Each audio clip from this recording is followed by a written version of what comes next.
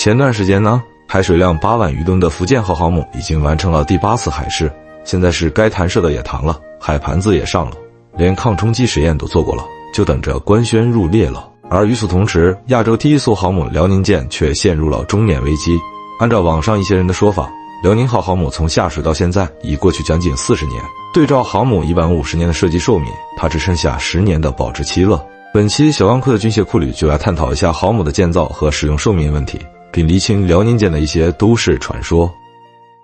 辽宁舰的前身瓦良格号是1985年在乌克兰的尼古拉耶夫造船厂开工建造的，1988年11月船体下水，距今已过去了37年。那么第一个问题，一艘航母在海水里泡了几十年，会泡坏吗？当然不会。那要是按照50年的保质期理论，美国海军密苏里号和威斯康星号战列舰已经在海里泡了80年了。可这两个老家伙目前虽然以海上博物馆的身份在安度晚年，但动力系统依旧完好，只要简单的准备就能恢复航行，还不是挪窝，是能小跑能大跳的那种。因为这两艘舰自2战结束后一直长期在预备役状态，虽说不咋动弹，但对船体和动力系统的维护享受的都是现役舰艇的医保，定期进干船坞给清理船底，里外做一做防锈保养。早些年处在战备状态的时候，动力系统还得每年点火1-2次，让动缓动缓，完事了给该上油上油，松动筋骨。真论状态，比长期在一线服役的好多导弹驱逐舰还能扛呢。有人拿尼米兹号航母计划明年退役，服役了51年作为参照标准。事实上，这艘航母到现在依旧状况良好，去年还轮换到第7舰队跑这边来撒欢呢。人家退役只是岗位被新人顶替了，不是自己老的不行了。这个道理就和燃油车是一样的，海军舰艇只要没大伤大动过，保养得当的情况下，30-50年的服役周期，从结构寿命上来说，这算是刚刚过半。退役的原因是更新换代的时候到了，比上一代的舰艇升级雷达、武器和动力的花费，还不如直接造新的呢。车也一样，15年60万公里那只是一个标准，如果不考虑排放和进程的问题，保养得当的车跑过100万公里的比比皆是。希腊海军不就还有一艘1战时期的装甲巡洋舰，现在还能动吗？扯得有点远了。瓦良格号当年历经险阻来这边的时候，就是一个彻头彻尾的昆船壳，它的新身完全是另一个开端。网络上流传着这艘航母是被香港的爱国商人买下，然后捐赠给了国家云，说的有鼻子有眼的，实际上根本不是那么回事。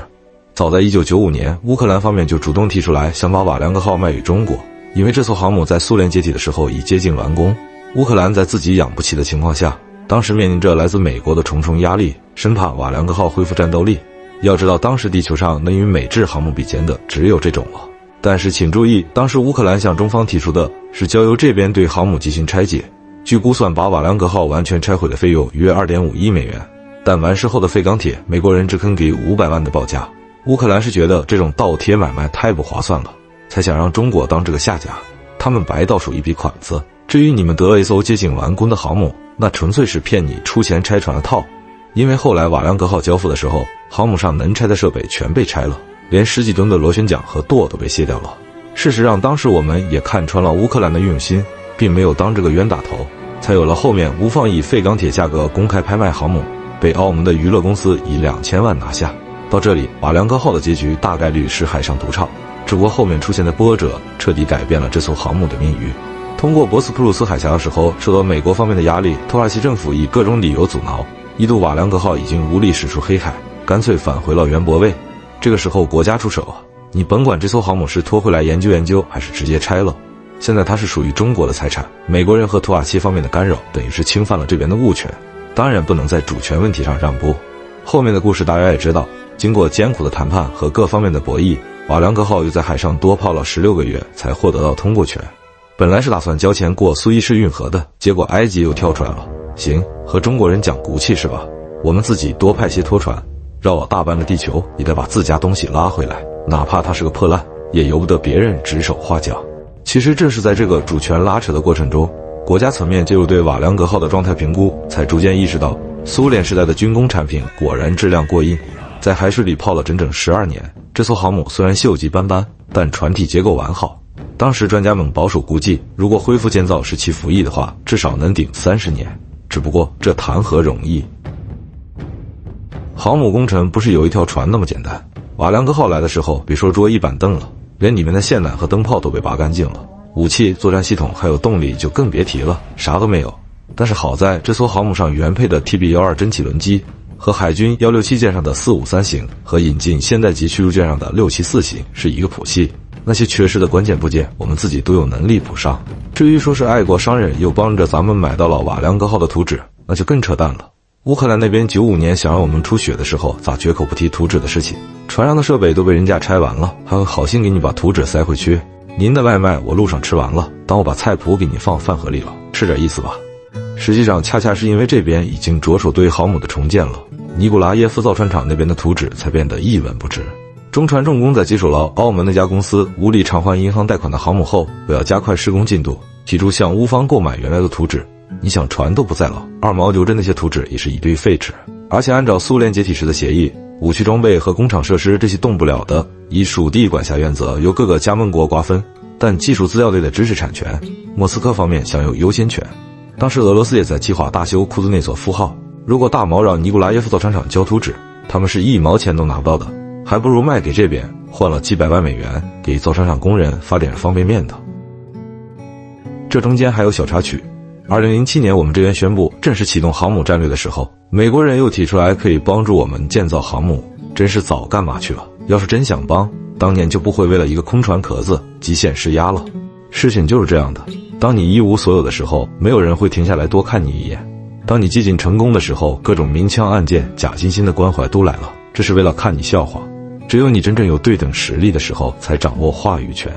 所以这个问题的关键根本不在那个空船壳和图纸是从哪来的。航母是一个庞大的系统工程，涉及到船舶动力、电气工程、雷达指挥系统，还有最关键的舰载机配套技术。这些东西给你图纸也没用，你得要有完备的军工体系，把各个环节的东西都拿出来，还要整合在一起。一个几万吨的空船壳，荷兰和葡萄牙的水平也能造，但这个地球上99%的造船厂连航母的毛都摸不着。还有说辽宁舰上的346雷达是苏联航母上天空哨兵的复刻，开玩笑，天空哨兵应该叫宙斯顿斯基还差不多。而且直到苏联解体，他们也没有完成这套雷达系统的国家验收。库兹尼佐夫号上那4块广告牌实际上一直是空的，怎么能和346的有源相空针技术相提并论呢？换句话说，从2005年对瓦良格号正式开展施工作业的时候，这边已经解决了大部分的技术难题。林前人的官宣实际上是各个子系统正入整合阶段，辽宁舰已准备扬帆起航的标志。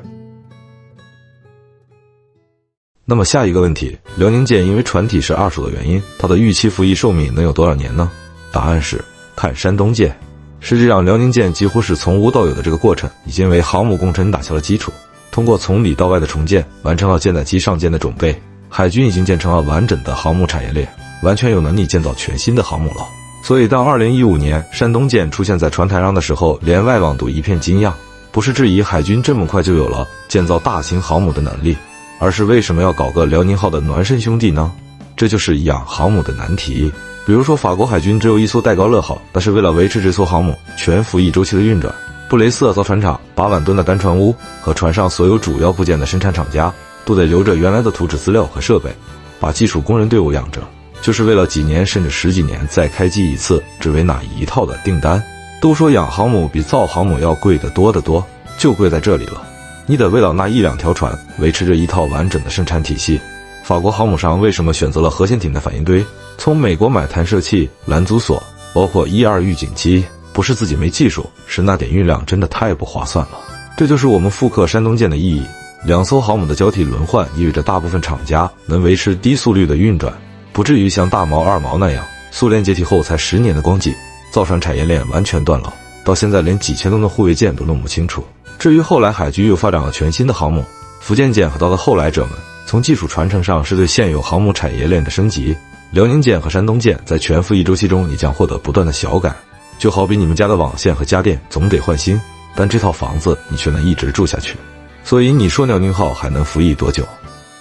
小光奎没记错的话，美军中途岛号航母是1945年战争结束前下水的，之后由于舰载机技术的飞速进步，这艘原本的平甲板航母2次接受了斜角甲板改装，换过3种不同规格至少5种型号的弹射器，升降机的位置和尺寸都变了，到最后改的都快面目全非了。可是中途岛号在服役期间经历了朝鲜战争、解放伊江山岛战役，几乎全程打完了越战，在三大洋和阿拉伯海多次部署，参与了伊朗人质危机，临退役了还赶上了海湾战争。为了美帝国主义的海上霸权，东征西讨了47年，以作战状态放飞舰载机12000多架次，其中1/4还是临退休时在波斯湾的那38天。这艘航母讨老吗？辽宁舰真正开始自己的航母生涯到现在不过13年，小伙子还年轻得很。新闻至此，小光辉想起了苏联时代尼古拉耶夫造船厂末代厂长马卡洛夫对着乌里扬诺夫斯克号的那句哀叹：只有伟大的国家才有能力完成它，但那个国家已经不复存在了。年少是赌，是感慨红色帝国的分崩离析，经历过挣扎后再看，是身在另一个伟大国度的心境摇曳。一条废旧航母的重生之路，是14亿人为之翘首企盼，千千万万的军工人夜以继日地奋战在造船厂，在车间，在实验室，在奔波于老外的冷眼和不屑中。这样的国家工程，又岂是商人那一张利嘴能吹出来的？